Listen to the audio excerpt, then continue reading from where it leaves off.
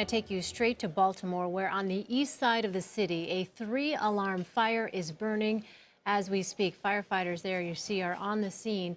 This is a fire that broke out just a short time ago. Multiple units on the scene here.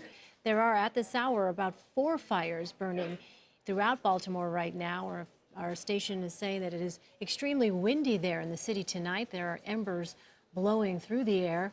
Obviously, this is coming on the heels of what's already been a very violent day in the city of Baltimore. And we've been listening to reports throughout the city. We have our CBS News producer, Alicia Amling, who is en route to this fire on the east side of the city. Alicia, are you with us?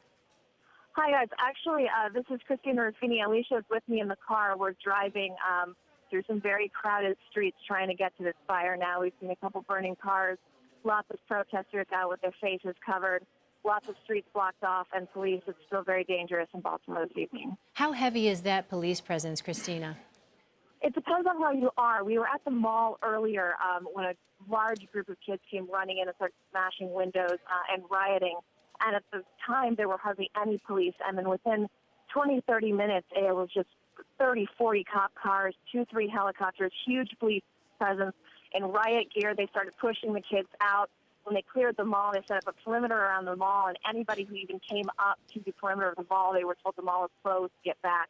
But the problem is I think the police just can't keep up, because as we've been here going around, the protesters just keep moving. It's a constant move around the city, and it sparks up in places, and then it'll calm down, and then it'll pop up in another place.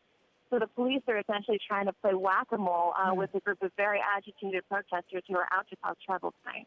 And Christina, these protesters, these groups of protesters that you're describing, when you do encounter them, how big are these groups? Are we talking about sort of individuals here or dozens of people?